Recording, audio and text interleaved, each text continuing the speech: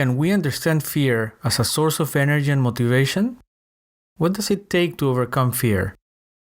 This time, I spoke with Queiroz, a strategic disruption coach that believes in empowering business leaders to unleash peak performance through strategic disruption, reinvention, and agility. I am José Antonio Morales, and you are listening to a Deconstructing Fear interview.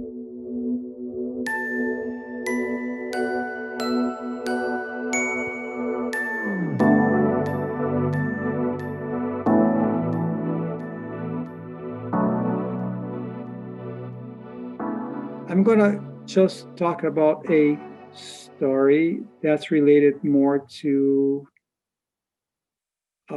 my love of the outdoors, and I'm not sure how relevant that is. So about 3 weeks ago, I decided that I was going to be doing this very long hike. That's 23 miles and 8 mountains. And before I get into that, so I live close to New Hampshire, the White Mountains, and there are 48 4,000 mountains. If you climb them all, you are part of this 48 4,000 footers club. So, and I want to finish them as quick as possible. So by doing those mountains, I would get to 47. So that was the idea behind it. But it's something extremely demanding, and I prepared a lot for it, really trained a lot. But you never know what's going to happen, because it took us close to 15 hours to do the whole thing, starting at 5 in the morning.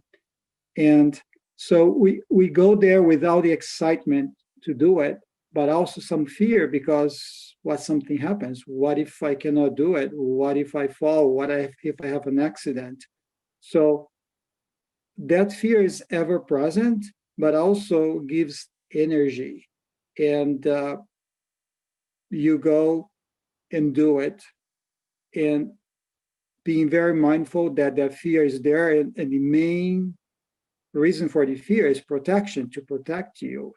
So rather than allowing the fear to prevent you or prevent me from doing that, you just go ahead with it. Just thank the fear for trying to help, but keep going. So that's one of the stories that I can come up with that was very recent. So the bottom line is that we started in the dark at 5 a.m. and we are able to finish before it got dark again. It took us actually not 15 hours, 12 hours and 50 minutes, which I thought was amazing, considering that was 24 miles and close to 9,000 feet of climbing. So, but it was so amazing. It's so incredibly beautiful, and just the beauty gives the energy to go against the fear too. Okay, so freedom from having fear or emotions control us, and purpose with something that's more intrinsic to who you are, and that actually gives you like motivation to live your life the best way you know how to, right? And that allows for connections with everybody else. And the connection here, it seems to be at a level where it's based on acceptance of others too. Does that make sense? Okay. Yeah, so that's a lot.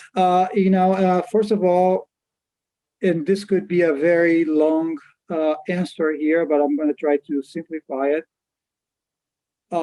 Many different aspects are involved here. One is that I see is emotional intelligence as being one, because for us to be able to have this freedom, purpose, and connection, first of all, we need to be able to accept that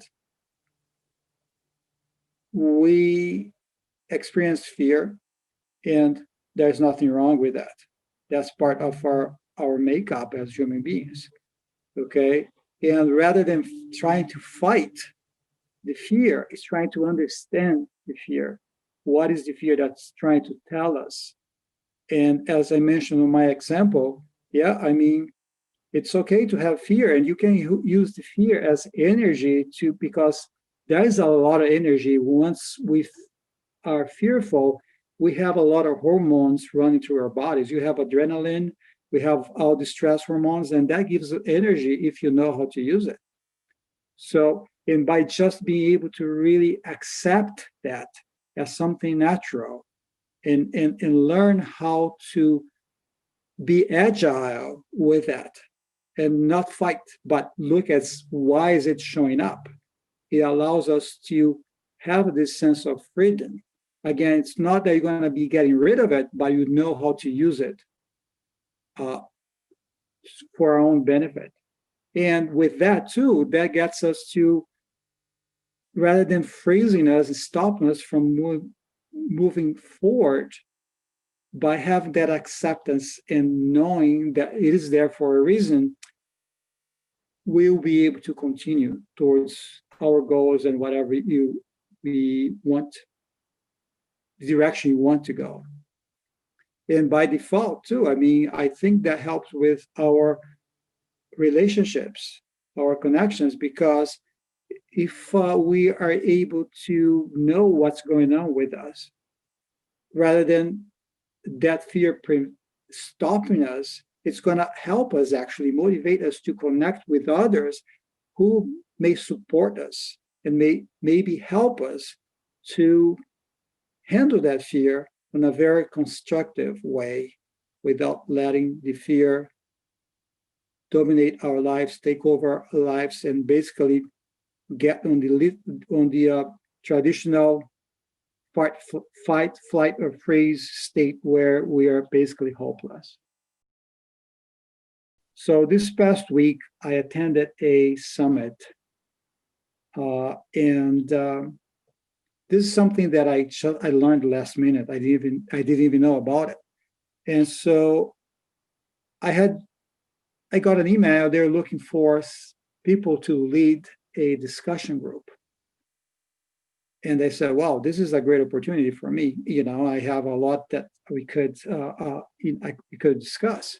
So I submitted a proposal, and while I did that, I had a lot of fear, questioning myself, because I said, you know, people attending this summit, they're all like PhDs and researchers and so on and so forth. I mean, I'm not stupid, but I don't have a PhD, so who am I to do this? I felt a lot of fear. I did it anyway. And then I got an email that, yes, I had been accepted. I said, oh no, I was hoping maybe that they would not accept me. Now I have to do it. And the fear was pretty intense. But I said, you know what? This is something that's very important to me. I'll do it. So came time. So of course, it was all online. And I kind of did some deep breathing and relaxation, and I had an incredible experience.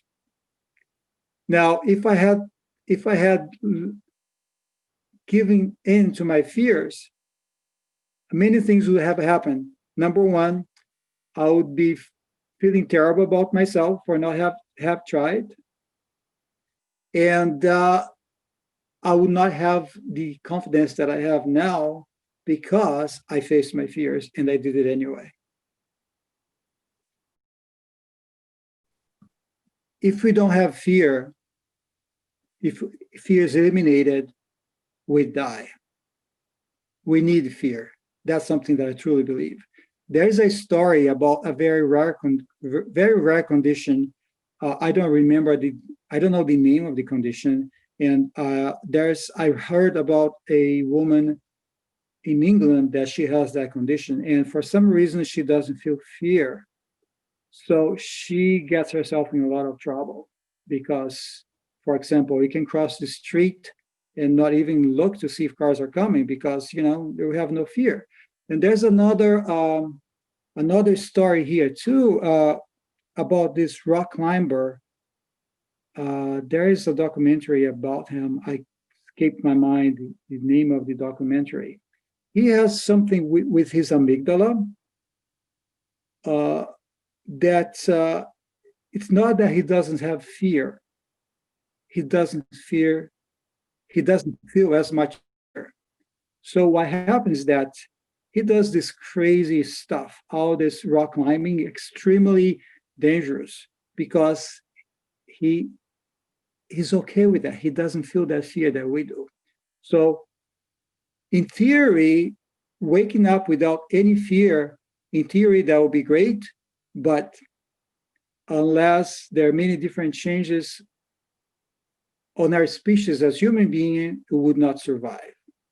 That's how I personally, and that's also based on, the whole evolution of us, our evolution as human beings, because if it weren't for the fear, you would have been eaten by tigers, in prehistoric times. So